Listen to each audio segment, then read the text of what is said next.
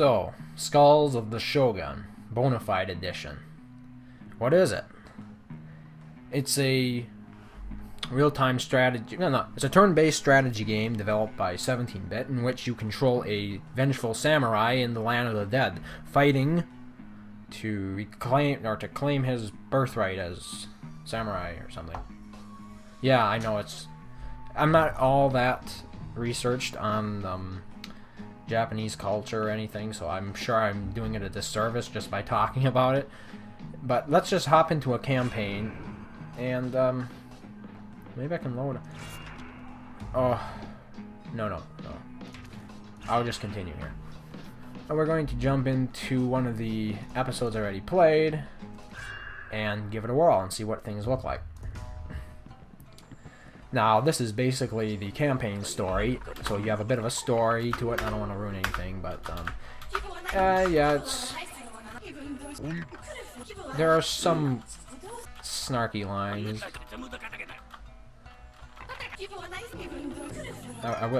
This is one point I would like them to improve, is being able to just skip through the dialogue. It would be really nice if there was a button that would just allow you to skip all the dialogue, but apparently there isn't. So if you have to replay a campaign mission, you'll be expected to watch through this all over again, which I find it could definitely be, they could do better. Now that we're here on the map, what you basically have are three types of units. You have the cavalry, the mounted units, with a wider range. You can see they can go all the way out to here. Now, if you look at other units, their movement range is significantly smaller. This is a standard infantry grunt, and you can see that the range is smaller, and he has better defense. So the infantry are great for frontline defense, whereas the cavalry are great for sort of flanking attacks, as you would probably expect. And then you also have archers, which have a sort of a compromised range between infantry and cavalry, and they can also shoot. They have a ranged attack. Then you take a look at the environment. Basically what we have here are rice fields. You see the little square boxes with plants in them. Those are rice fields. The fox statue allows you to summon a healing unit from it. And then we have the shrines where you can hire or recruit more units during the game. Now, one nice balancing feature I noticed in Skulls of the Shogun is that regardless of how many units you have, you only have 5 orders every turn, which means that if you have a ton of units, you need to prioritize which ones you use that turn and which ones stay off to the side. So even in the face of overwhelming odds, you still have a better chance in your average turn-based game than your average turn-based game. And I think that's a very original concept, and I haven't seen that in as many I've played a lot of turn-based games. I loved Civilization 4 back in the day. But this is not really relatable to Civilization 4, as it's more of a strategy than... It's not a 4X game, it's just a turn-based strategy game. So then there are other environmental factors, such as... yes. I'm going to move this infantry into the bush. Now, it's protected. There's only an 80% chance of an enemy hitting me while I'm in this bush, in this bamboo grove. And then there are also the spikes. I don't know what you'd call them. They appear to be like seaweed or something. If you knock back an enemy into these, it will additionally damage them. So for maximum damage, you want to utilize your environment as best you can. There are also little power-ups such as potions. Now this will allow me to deal more damage, and the main method of upgrading units in this game is by killing other units and eating their skulls. Probably why the game is called Skulls of the Shogun. So I'm going to try to capture some, or as many... Let's capture the statue right here. I will try to capture as many different points of interest as possible, and then I'll just end my turn. Okay, I didn't capture much. This was a very futile turn. I'm sure he's going to do better. And then the enemy gets to play. You can speed up how fast the enemy will play their turn at. And I don't know. It seems competent for the most part. The best strategy I've found so far is to just hold back and wait until they advance a little bit more towards you and then start picking them off. And if you can get the upper hand early on, you've pretty much finished the game. Now here's the healing fox I was talking about. It allows you to cast spells, not just healing. If you upgrade it using skulls, you'll be able to utilize different spells as well, in addition to basic the healing spell. So now I've occupied this rice grove. If I am attacked here, my infantry will not be able to retaliate, but I'll have claimed the rice field within a turn, and then I'll be generating rice, which will allow me to recruit more units from the shrine. So I'm going to send this archer to the shrine. Now I found it is much easier to use the keyboard when moving units. You can use it with mouse, but it's not a very accurate. You gotta hold down and drag. And because this game is also it's a mobile game, it's available on at least iOS and Xbox, so it's been optimized for that. Can we claim anything else here? Let's try grabbing this field, see what happens. I would just like to show you a little bit of combat to see how it really works, and then I'll be exiting out of here probably. Okay, now you can see he just shot my range. Okay, he just killed him now. First he shot him with a bow, my cavalry, and then he killed him with his cavalry. So it's very effective. As you can see, the archers are not something you want to play around with. You gotta stay out of their range, or you got to sort of rush them right away. Now, as you'll notice here, I had this infantry that was on the rice field. He healed during the turn. So when your units are on rice fields, they'll heal. But I think once you move them off, that negates the healing power of the field. It's like you can't do it again. Okay, so that pretty much.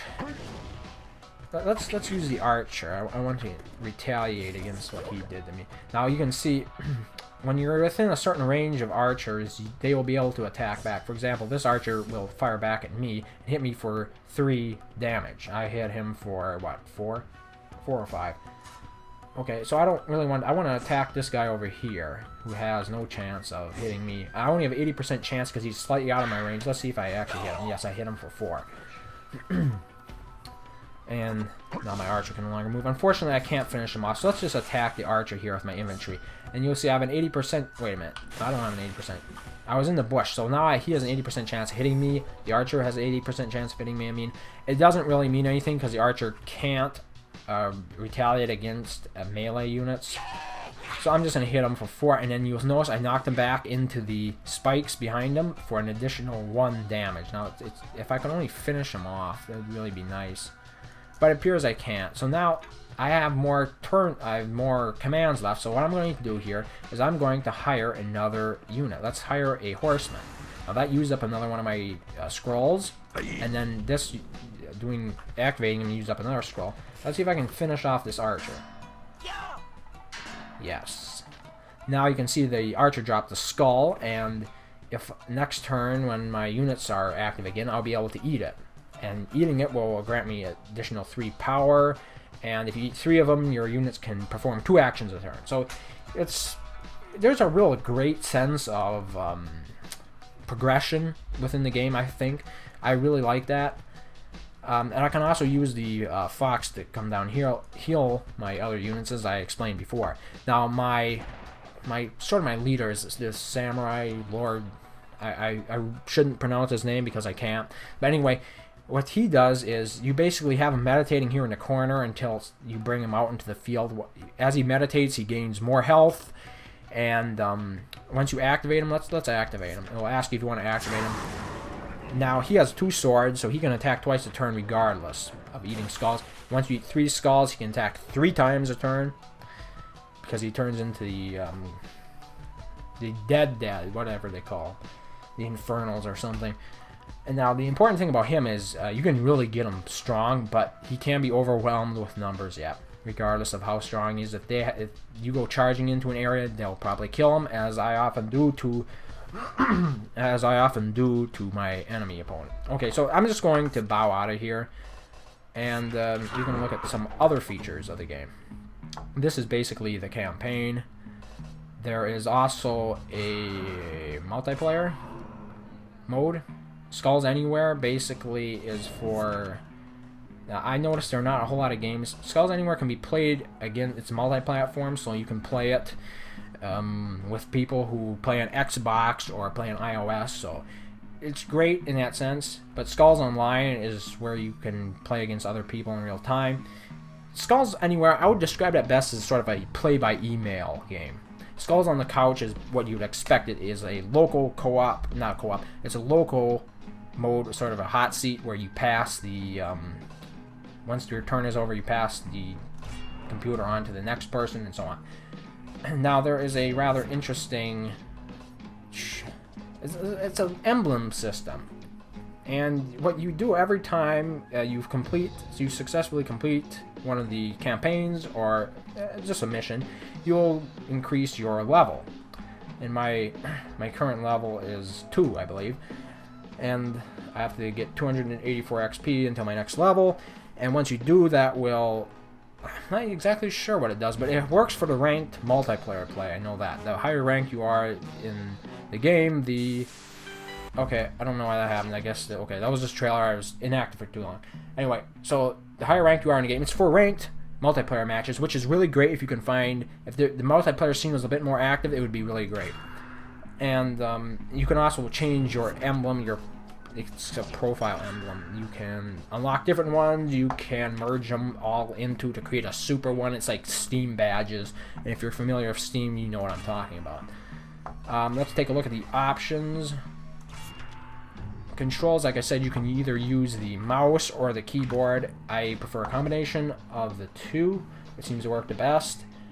And let's take a look at the settings. Not much to see here. You can change the difficulty of the AI, which I like because I'm not a very hardcore player. I usually I play them when I want to unwind and stuff. I don't like it to be excruciatingly hard. You can change the enemy's speed as with the speed with which the enemy plays their turn. You have text speed. Hey, that's actually pretty good. Because I was complaining about the text speed. Apparently, if you turn it up, it'll go through it. It'll iterate through the text messages faster. I would like if you could just skip it altogether, but that's not bad. Okay, controller vibration is on if you have a controller that supports vibration, so that's nice. There is full controller support here in this game. I forgot to mention that. In addition to keyboard and mouse, you can also use a controller. Again, I prefer the keyboard and mouse. I think it's the best setup. I do have a controller. I used it a little bit right at the beginning, but I did not find it all that accessible. Display is full screen or windowed. Graphics quality, very simplistic. Language English. Skulls Anywhere email notification, and developer commentary, which is exclusive to the the Bonafide edition. So, I think I've pretty much covered everything. Yep. For your consideration, Skulls of the Shogun Bonafide edition. Thank you very much for watching, and until next time, farewell.